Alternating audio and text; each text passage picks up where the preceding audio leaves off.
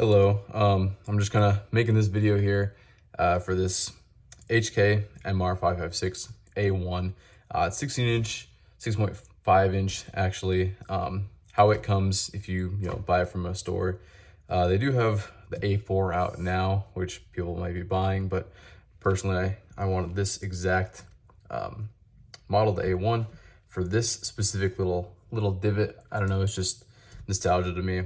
But I'm kind of going through this because I'm cutting this down to a 10.4, kind of making it into an HK416 clone, as I'm a huge fan of the HK416. So I'm kind of just starting out, showing you, how much I've spent on the rifle, and I'll be going through the whole process step by step of how much it costs. So if you want to do something like this with your HK rifle, you will have an idea of how much you're gonna kind of spend.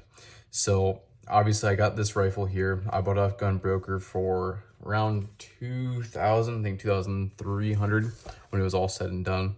Already removed this screw here for the handguard. Because as the next step for me today actually I'll be taking it in to get my barrel cut down to a 10.4 inch. Remove this off here. Shimmy it off a little bit. So we don't need that anymore. Have another handguard ordered on the way, but that'll take a while because I'm back ordered. So when they cut this down, they'll cut it down to 10.4. So somewhere around here in this area, it'll be pretty short up against that gas block. And when you cut it down that short, you will need to change out the gas block. So I have one here from Brownells. It was like 113 bucks. I bought two of them. So I have this one and I have an actual HK 416 one on its way. These are both vented gas blocks. So you can get one that's non-vented, which are a little bit cheaper, but if you go vented, it'll cycle just, a little bit better, less gas, less recoil hitting you. So, like I said, I have this one for a backup if the HK 416 genuine gas block doesn't work. The HK 416 one will come with saline leaves on the side of each side of the gas block, so I'll have to get those cut off as well. That one is more expensive, around $200 for that gas block. So if I don't need this, obviously I'll just return it, but this is a good option if you're looking for something a little bit cheaper. I just kind of want to, for my first one conversion, I wanted to use an actual HK part for it. Nothing wrong with using one of these. So that is the next step in this process. Like I said, I'm trying to keep it updated with the whole pricing. So this is about 2,300. We'll say another 200 for the gas block. So, we're at 2.5 for the rifle so far.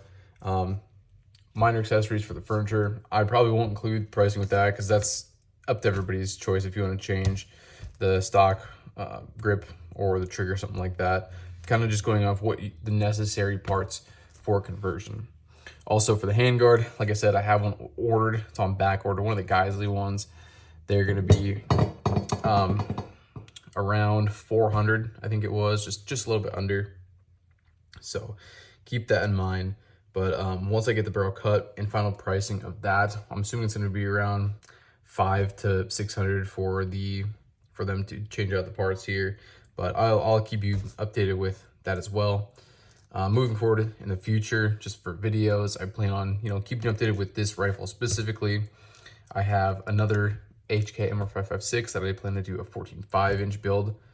I'll go ahead with that process as well later in the future.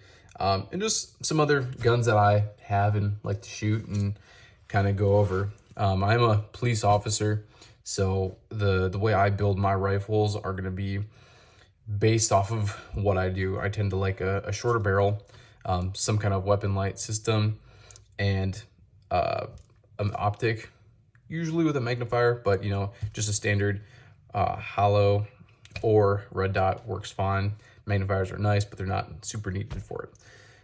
So that's just kind of what we're going on here. But like I said, I'll keep you updated if anybody, you know, does watch this video and want to see the process of what it takes to convert something like this to an HK416 clone. But thank you.